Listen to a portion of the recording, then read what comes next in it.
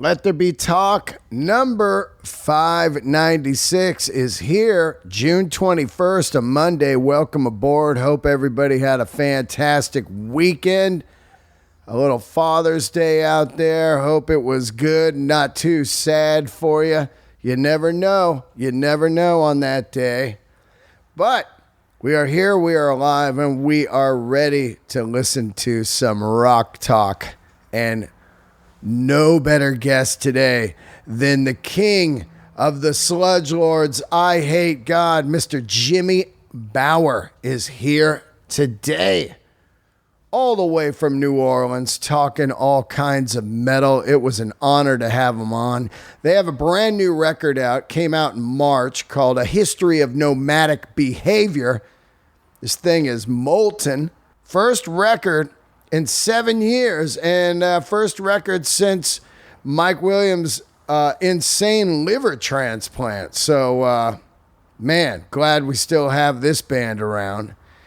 Jimmy talks all kinds of incredible history of his playing and his love for metal, going all the way back to the punk rock days of Black Flag and Anthrax, big influence on him, and the Melvins. So this was a great episode, and thank you, Jimmy, for doing it.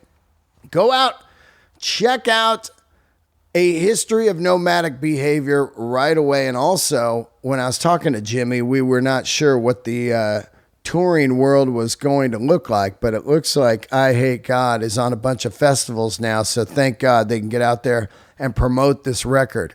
We don't need another record killed by COVID. Before we get into it, let's talk a little sponsor action.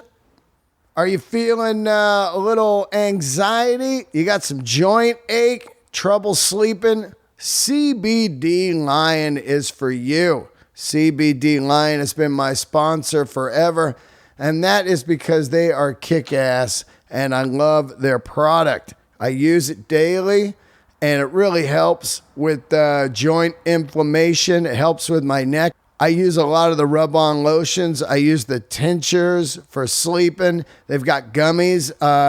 My dog Gertie loves the pet CBD. She's into the peanut butter CBD. All kinds of great stuff. Sports tape, bath bombs. It's a great company. Use the code DEAN, get 20% off. And do not sleep on this. It'll help your wallet. It helps the show. It helps the company. They're family-owned. This is not that truck stop bullshit CBD voodoo juice. This is real deal, third-party tested, incredible CBD.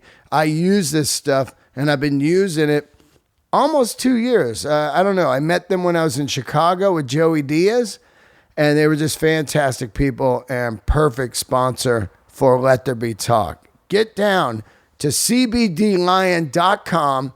Use the code DEAN, D-E-A-N, and get 20% off. All right, what else is happening? Some shows. I've got some live shows coming up. I'm going to be in Cleveland coming up at the Winchester, one night only. When is that? That is July coming up here, the 9th. And then July 16th, I'm in Fort Worth, Texas with Jay Buchanan from the Rival Sons. I'll be doing comedy, and he'll be doing a solo gig of rock and roll. That's going to be kick-ass. And then at the end of the month of July, I will be at Sacramento Punchline. Yes, California style. So get your tickets at DeanDelRey.com. That's why I have the website. Make it real easy for you. You click on a link, get the ticket, become a Del Reyza.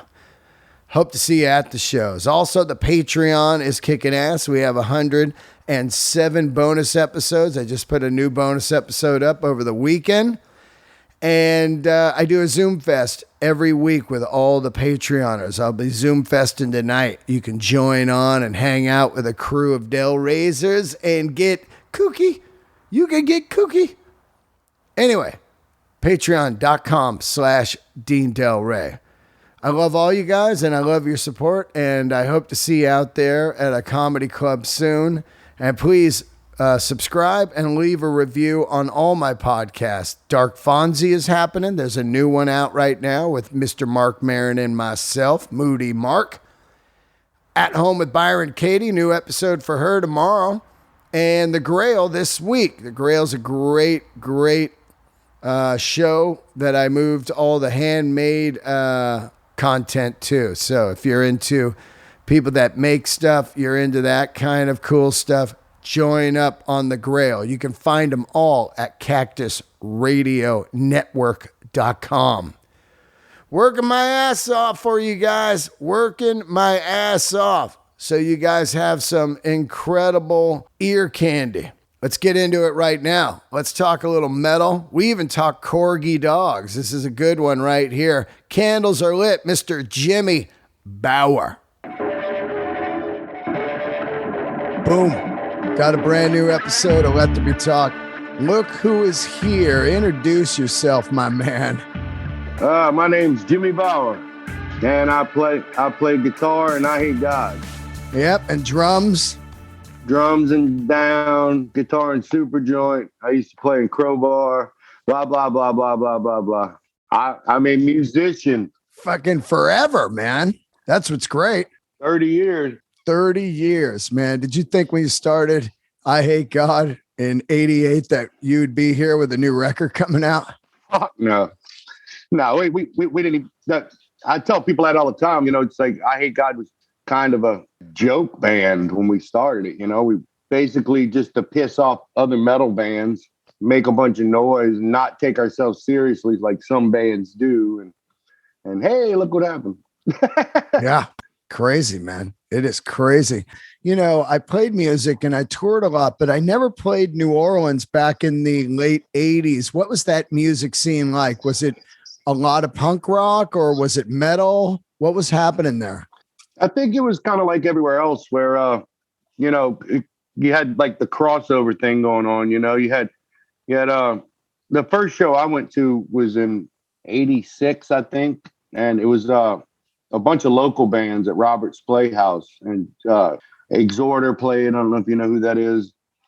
That was their first show. And it was really diverse, and I remember that's basically what kind of turned me on to going to shows. I went home that night. I've said it a million times. I went home that night feeling like I had just been a part of some family, but yeah, you had people, Brass was just coming up, and obviously you had the old punk rockers there and stuff, and old punk bands that played, and a lot of new thrash bands and stuff. So it was a pretty cool time. It was very vibrant, Yeah, absolutely. That was a cool time for music, actually. If you look at it, you've got you got GNR hitting with like Appetite, but then you've got Metallica coming with some of the most potent music ever. And then you have some early forms of, a couple years later of like NWA and stuff. So everything was running a gamut, Yeah, it was a good time for nice, violent music. Yeah. Yeah. Some very angry music, which was perfect for me in that time of my life. Like, yeah, let's do it. Yeah. Myself, man. What was the first real show you went to? Like a big band? That's a good question. I know, let me see. I don't know. I mean, back then I saw Red Hot Chili Peppers, Faith No More with the original singer. What happened is I joined this old punk band called Shell Shock. And when I did that, they were like the band that opened up for all the nationals and stuff. So Suicidal Tendencies, I'm joined the Army, The Accused. Oh, wow. The Exploited, bunch of different bands that, I don't know, makes up the diversity of my taste, I think, So Anthrax on the, that was cool. Among the Living era. Yeah. I remember going to that. That was my first deal with like real slam dancing where people were like really, I don't know. I liked Anthrax back then. So how great is that record? That one and Spreading the Disease. They're just masterpieces, man.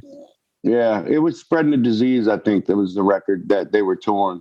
And the next night was Voivod, Running Wild, and Celtic Frost. Wow. But I didn't go to that because I didn't have enough money. So It sucks. I only had money for one show. I should have went and saw Celtic Frost.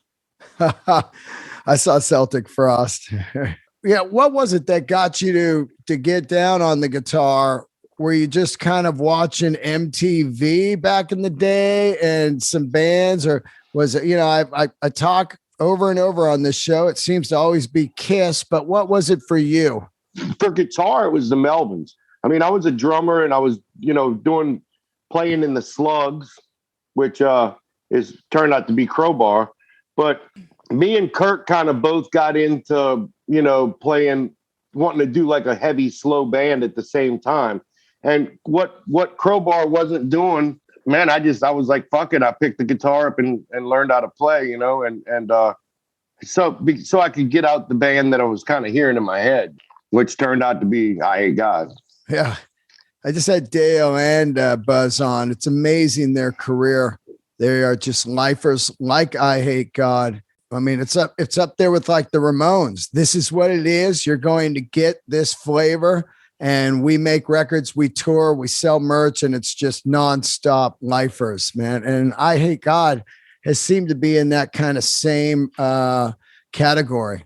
Yeah, thank you. Yeah, the Melvins, they don't fuck around, man. They've been, putting albums out consistently, over the years, and they're just a real big influence in my musical taste. The Melvins are the greatest band ever, man.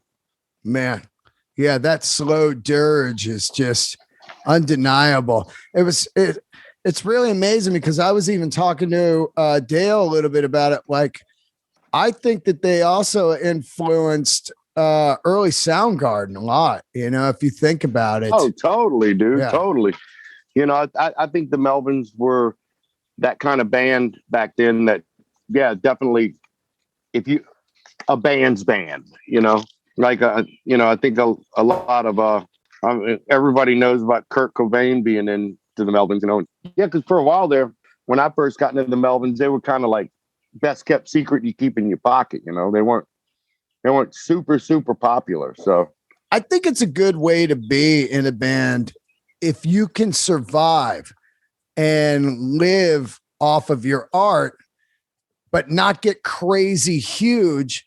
You'll never have that downside. You'll just constantly work. It might feel like a grind after a while, but when you look back on all these years of I Hate God, you'd be like, well, we're still here and we're still making records and we still have fans.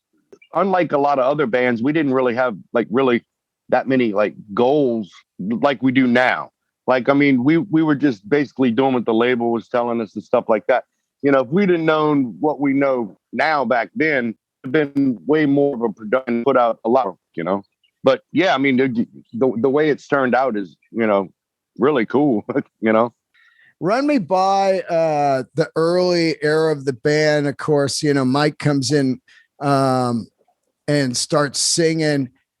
When you were auditioning singers, when Mike came in, were you like, wow, this is the dude? And what were some of the other guys like that you were looking at that time?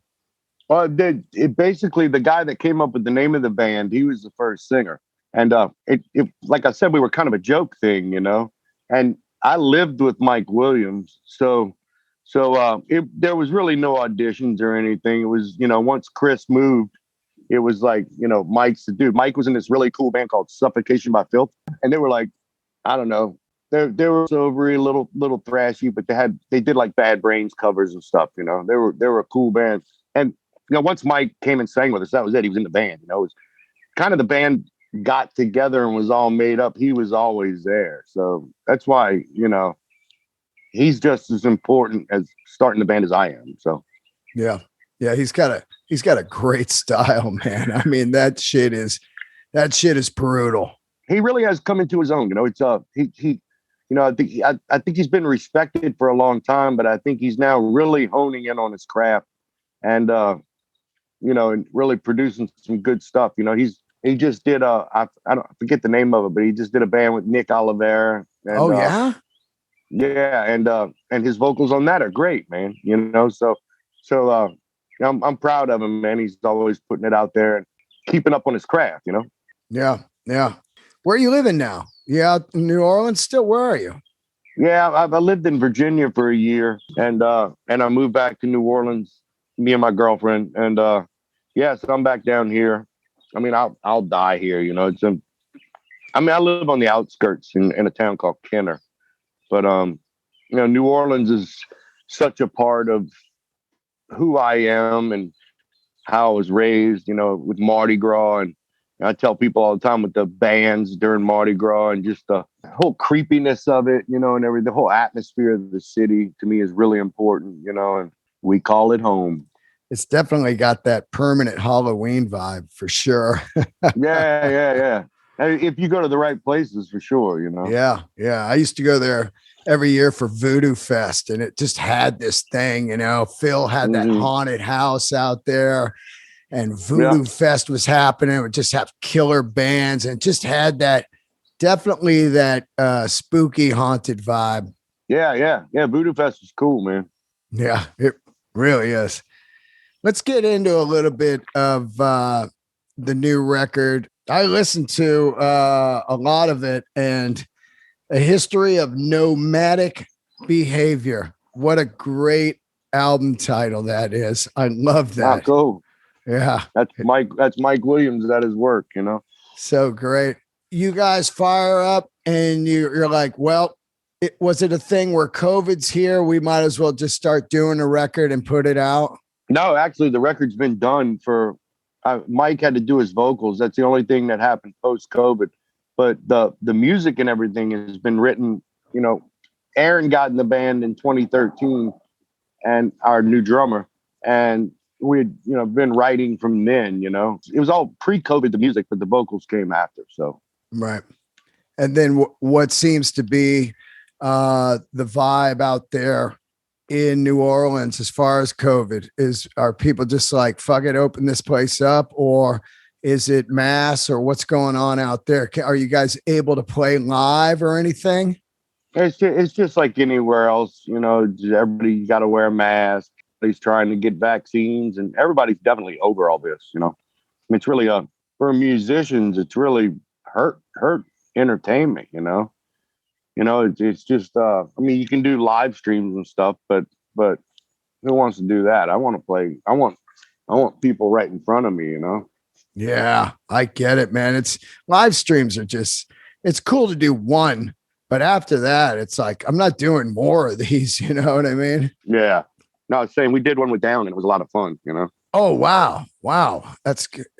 That's amazing, man. Where'd you guys record the record? Was it just done like right there in New Orleans, or did you guys do it at a house, or how'd you guys record this? There's we originally had went and recorded it with the intention of 2 guitar players, and we did that at Phil's house, and then time went on.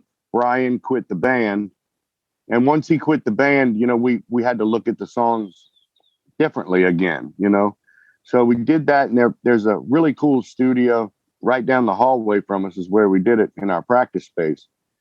And I mean, we went in there in like 2 weeks, knocked all the music out and everything. So Mike did his vocals with Sanford Parker up in Chicago. Oh, wow. Now, why did Brian quit? He's got 3 kids. Yeah. And I don't know. I mean, it was not a bad thing at all. It was just, I guess he wanted to spend more time with his family and do that thing, which, we were like, that's cool. And we were going to get another guitar player, but then we were like, well, most of our favorite bands are 1 guitar player. So, we made the transition, and still to this day, still getting to be comfortable with that, Yeah. 4-piece works great, man. And as you get older, it's so tough to be in a band when you got kids and stuff. And you're just like, wow. I mean, it's a grind, man. You get out there and then you come home and you're like, I haven't seen my kids in 4 months. And it gets strange for sure, Yeah, I have 2 kids. And in 2017 and 2018, we were never home. We were working really hard, and it definitely puts a strain. But I hope my kids understand, it's just the way it is. I'll never quit playing music, Yeah, I get that. Let's talk a little bit about some of the dark days with you. I know there was some serious drug issues going on and everything, and thank God you made it through that. Yeah. How did you get out of that? Because either you die or you get out of it. So there's no tap dancing around opiates, you know. How did you get through that? Because it's good for a lot of people to hear, I think. Well, in 2005, my girlfriend died.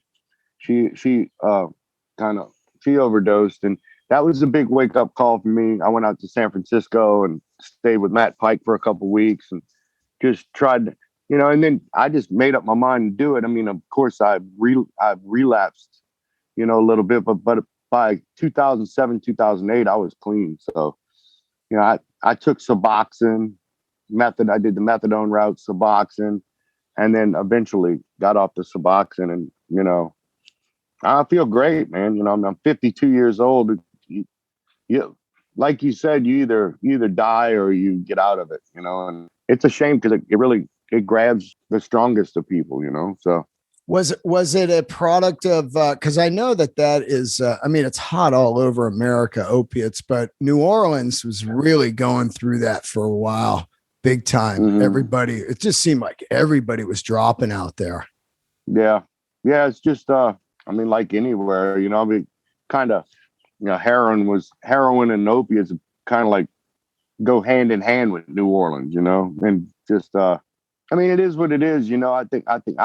I think I just matured as a person and grew older and realized to myself that this was going to be impossible to coexist doing that, and financially, mentally, and I got out, Mike got out of it, everybody kind of found their way out of it. So yeah, I'm definitely blessed in that sense, Yeah, absolutely. Good news on that. And Phil got out of it, it's like me and Phil detoxed methadone together.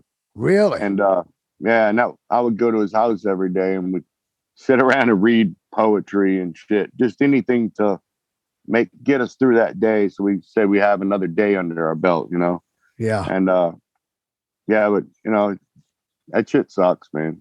It does. It does. Yeah. And then there's the other side too, the ups, the meth side, So there's two types of super demons out there. It's wild, Oh yeah. Oh yeah. If you want it, it's there, yeah. Yeah. I got to tell you, the Super Joint record, the first one it's unreal what that record is.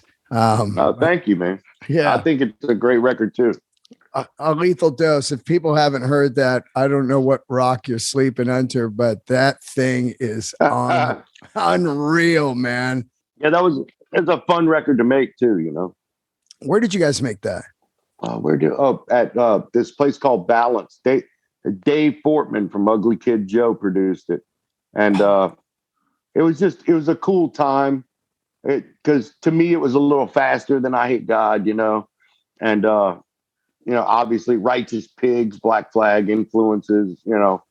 and it was, it started out Phil was going to play guitar, me and him were playing guitar, but and then we're like, dude, just sing. And he did. And yeah, Super Joint was a really fun band, man.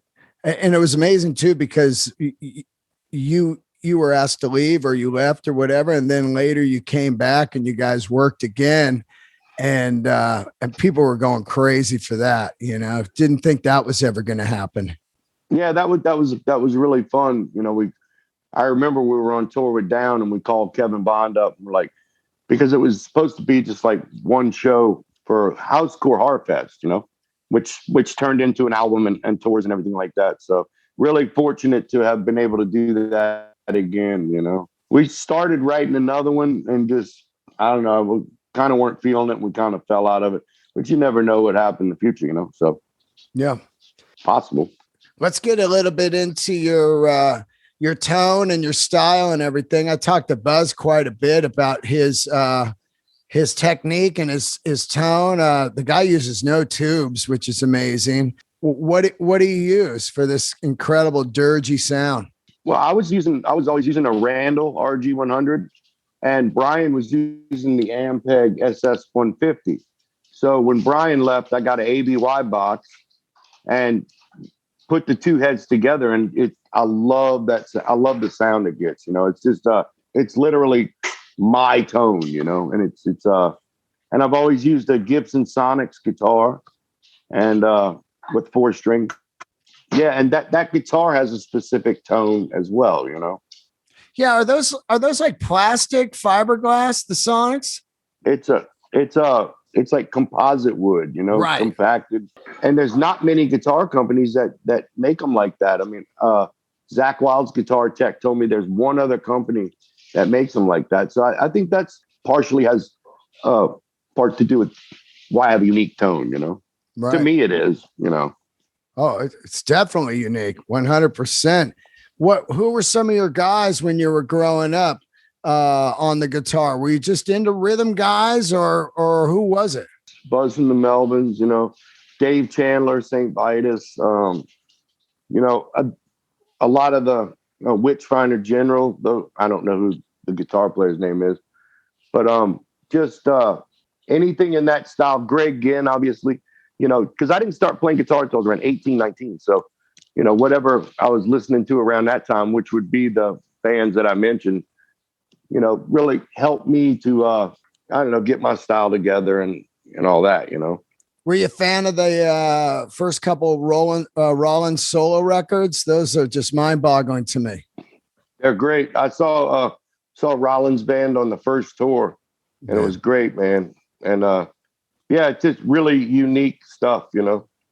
That band was incredible. They were like jazz metal. It was wild. They could play, man. They could. Yeah. I saw that first tour, and then later they got Melvin Gibb on bass and stuff, and it was a different vibe. But the first era is unbelievable. Yeah. I'm definitely fortunate to have seen them, and the energy they put out, you know, was killer. And I don't know, it's a little different now from bands back then. You know, I mean, I don't know if it's because of our age or whatever, but you know, I guess we hold true to what we saw as better than anything that's out today. You know what I mean? Well, I think it's pre-cell phone. So the cell phone has taken the engagement out. So, you know, before it was the band and the audience. Now it's just the band and phones. So they're not taking it in like we were taking it in. It was like, well, this is my last $9. Let's get in here and see this, you know, Pantera gig. And then you get in there and you're like, fuck yeah. It could be the last day of your life, you know, for all you know. Yeah. And you know, true. And we remember them all because we weren't watching it through a phone. Yeah. You're right. I never really thought about that, but that definitely has a huge impact on the way you see things. You know, it's like these kids nowadays, if they're watching a band, they're holding their phone up to record it. You know, so it's kind of bunk, man. You know. Well, also, I don't remember anything pretty much from around 2000. I would say 7 to now, because, you know, it's like phone world. But before that, I could tell you phone numbers. I could tell you concerts I saw. I could tell you lines in films, you know, so I think it really wipes out any true engagement of any kind of art. Yeah, true. Very true, man. Kind of sucks, you know. Let's talk about the album cover here. I got it on this clip here. It is outrageous. Who did the album cover art, and what is the object of it? I love it. Gary put that together. Gary Mader, our bass player, and I don't think there's really any meaning behind it. Just some kind of, you know, we always try and use religious figures, you know, in that sense, or something real innocent looked at in a bad way, you know, just, you know, it's kind of been the band's style for artwork, you know, but he did a great job on it, man. Yeah. It looks cool, you know. It does. Sorry, my dog's barking. So what kind of dog you got? A corgi. Oh yeah, a corgi. Yeah. He's crazy, man. He's crazy. He's crazy. Yeah, he's still a puppy, so he's just full of energy, you know. Was it a COVID dog? You guys got it because of the lockdown? Yeah. We drove to Kentucky and GPS'd it. Went out to this farm, and we pull up, and it was Amish people. Wow. Yeah, and it was just a kind of to me, it makes the story even cooler about getting the dog, you know. How did you find the dog? Because Amish, they can't use computers or anything, can they?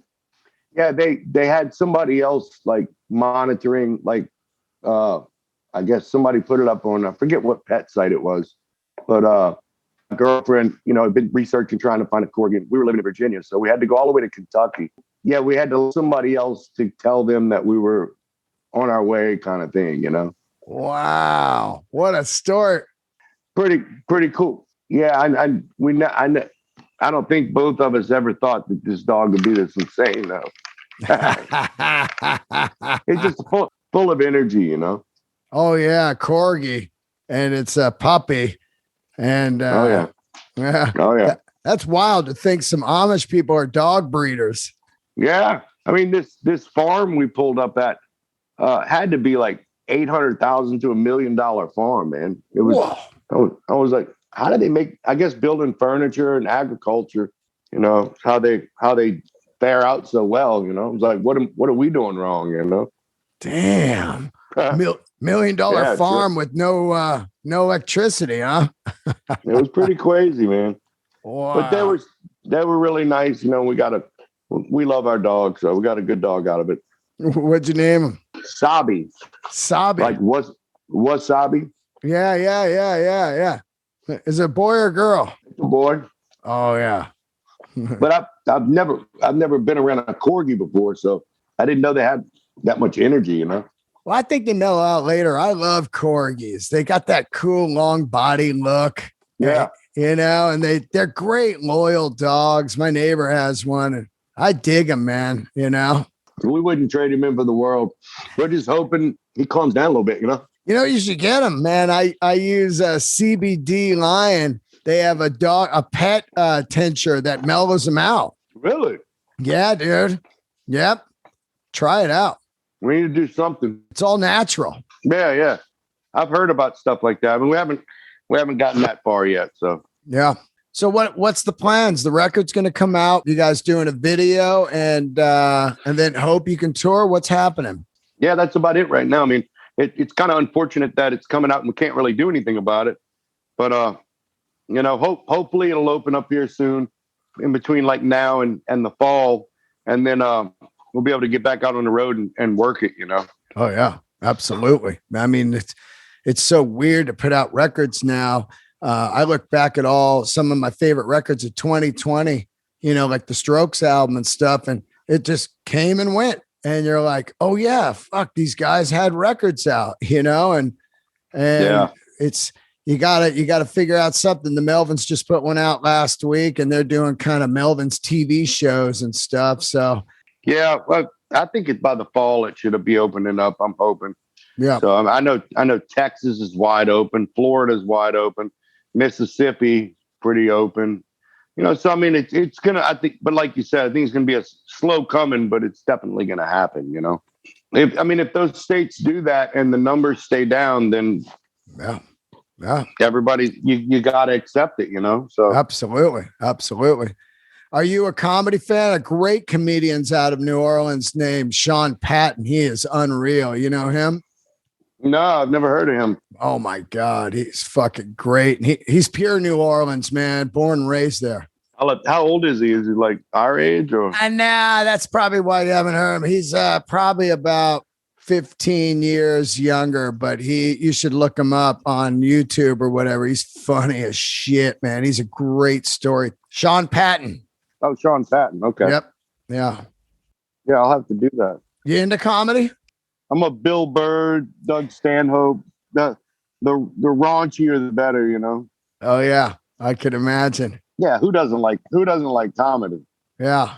Who doesn't like comedy, Now you're a comedian. That's cool, man. Yeah, I love it, man. I was reading something that you said, and it was interesting because Buzz had hammered on it last week. You were canceled when you were going to play Gilman Street years ago, and it was the first time you said you had heard of the PC culture, which is interesting. But it is, you think about how long ago that was, and now where we're at right now, and it seems to be getting worse, right? Canceling people and, watch what you say and all that. Yeah, I mean, I think it's pretty much become like a way of life. I think when we grew up, things weren't taken so seriously, and like, I don't know, just, but I think it's a good thing, I guess, in a certain way. I mean, I think some things definitely need to be toned down in order to achieve a goal with some things. Like, I mean, I'm from New Orleans, so racism is kind of a dumb word here. It's like you can't exist here if you're racist. And it's just I didn't grow up like that. And it's just weird. But I mean, it's important that everybody is educated correctly, Yeah. and stuff like that. Yeah. I think it's for the better, for sure. And it also makes me as a comedian work harder and try to be funny and edgy in a smart way. Right. Makes sense. Yeah. And that shit's harder than anything, Yeah. Keeps you on your toes, man. Yeah. Hell yeah.